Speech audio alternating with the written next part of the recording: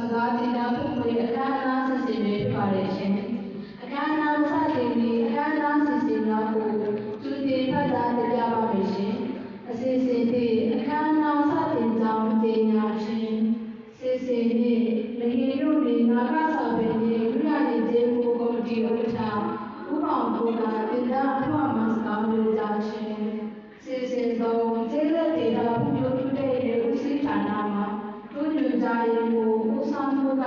ဖိစွတ်ဒေတာဒီနာဂကုဘာအုပ်ချုပ်ခွင့်ရဒေတာလဟင်တို့အင်ဇိုင်းရေးပြည်သူ့ဆက်ဆံရေးဦးစီးဌာနနဲ့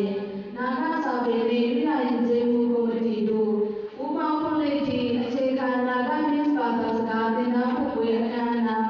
စတင်ဖွင့်လှစ်ကြောင်းကြေညာပါရရှင်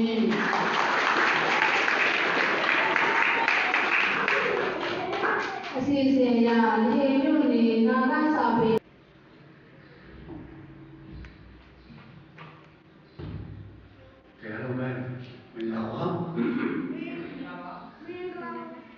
ဒါဆိုမှဘယ်နှဒီမပေါ့ဖြစ်တာရဲ့ဒီလိုဖြစ်နေတဲ့အတွက်လေမြို့တွေရဲ့ရိုးရာရင်ချင်းအားကရိုးရာစာပေနဲ့ရိုးရာချင်းကို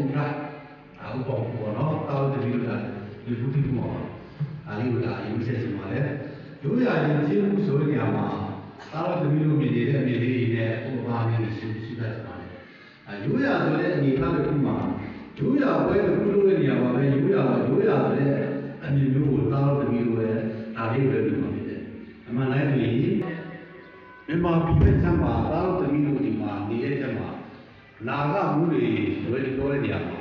ဒါအိန္ဒိယဘက်မှာနာဂတစ်ဖက်ရှိပါတယ်ဒါမြန်မာပြည်ဘက်ခြမ်းမှာနာဂတစ်ဖက်ရှိပါတယ်ဒါတွေကိုအဓိကနေပြပိုင်းခြားလိုက်တဲ့ချိန်မှာမြန်မာပြည်ဘက်ခြမ်းမှာရှိတဲ့နာဂနဲ့စကားနဲ့အကုန်လုံးကိုပြောလို့ဆိုရပါတယ်အောက်တစ်ခုနေတဲ့တမီးတို့ဒါရှိထားတဲ့အခါကျတော့တမီးကြိုက်တယ်မျိုးတွေစုလေးရှိပဲစာပေလေးရှိပါတယ်။ online တော့မျိုးတွေစုစာပေရှိရဲ့အဲ့မှာတော့တမီးတက်နေရတယ်။စာပေရှိမယ်ဒီလာရဲ့တက်နေရပါမယ်။မျိုးတွေစုစာပေတို့ပြောတဲ့နေရာမှာဒါ